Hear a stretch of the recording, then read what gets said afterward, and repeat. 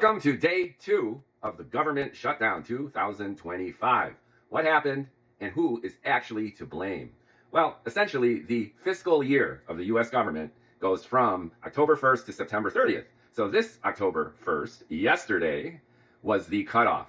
And in order for the government to continue to be funded, a continued resolution was supposed to be passed. And that means Congress authorized the government to be open only for another 7 weeks, from October 1st through November 21st, so people could negotiate. Republicans and Democrats could figure out terms so that they could officially approve the budget for 2026. Now, who caused the shutdown?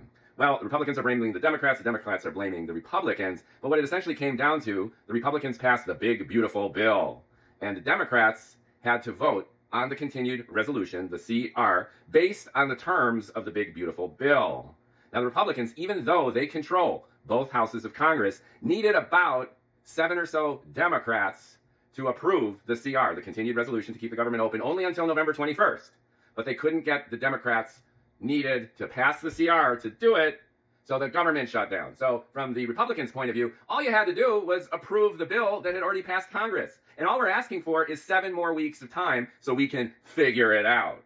That's the Republicans' point of view. So shame on you Democrats, you're the ones who shut down the government. From the Democrats' point of view, it's like, hey, no, the big beautiful bill changes subsidies for healthcare, among a bunch of other things. So Americans are going to pay as much as 100% more on their healthcare insurance premiums, many of them, millions of them, if this big beautiful bill goes through as you passed it, technically as we passed it. So we are insisting that in the CR, you authorize these healthcare subsidies, the government helping Americans pay for their health insurance, which was done during the Biden administration. We're insisting that you put those subsidies back in there, and we're not going to approve even this continued resolution unless you do that. So the Democrats are blaming the Republicans for increasing the healthcare costs of millions of Americans. As far as I get it, that's it. Now, regardless of who's to blame here, who is going to come out on top of all this when the government eventually unshuts down? When the government cranks back up again, which story are most of the American people going to believe, and how is that going to benefit their party? I think the MAGA Republicans are going to come out way on top. And here's why. The shutdown sounds sexy for the Democrat base. Yeah, we're finally growing a pair and fighting Trump. We're not going to let them take our health care away, and we're going to stop them by stopping the whole government. Woohoo! So the Democrats feel like their leadership is finally doing something. Makes sense. Chuck Schumer, in a sense, had no choice but to do this. He opposed this exact kind of shutdown back in March because he didn't want to be put into this position of being blamed for shutting the government down. People went nuts in the Democrat base, and he had no choice, and now everyone's like, Hakeem Jeffries, all of them are like, yeah, bring it on. But as the shutdown grinds on, a few unprecedented brand new things are going to be happening. This is not a government shutdown like the other government shutdowns. This government shutdown is going to be a Trump 2.0, Doge 2.0 shutdown. They are going to lay off, they are going to fire tens, hundreds of thousands of government employees, what they consider useless bureaucrats, mostly affiliated with left-leaning Democrat institutions, organizations, policymakers in mostly blue states. They've already cut $18 billion in funding for the New York rail system, which sucks anyway and is a huge boondoggle, but that's a whole separate story.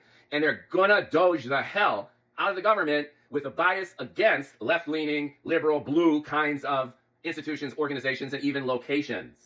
So Trump and Vance are taking advantage of this government shutdown to just keep the chainsaw cranking.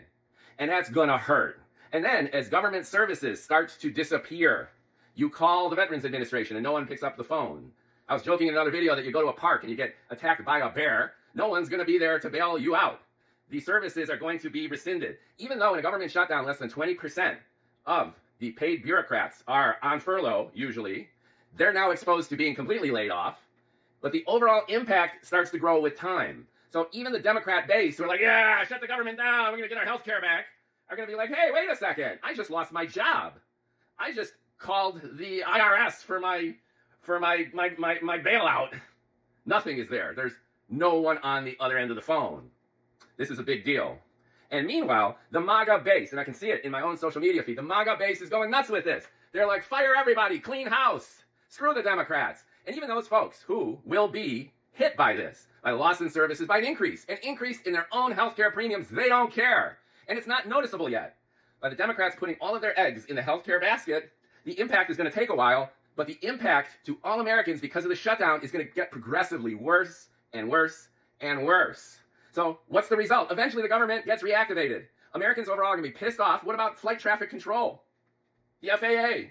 Will flights be delayed? Will American safety be compromised? The list goes on and on and on. The Democrats are going to be blamed. Benefits to healthcare will not be forthcoming. And tens, hundreds of thousands of bureaucrats will be fired, not furloughed, fired, and the MAGA base will rump, and the Democrats will be at square one. That's my humble prediction. I'm not favoring one side or the other here. I'm just looking at the facts, and the facts are smiling on the Trumpers.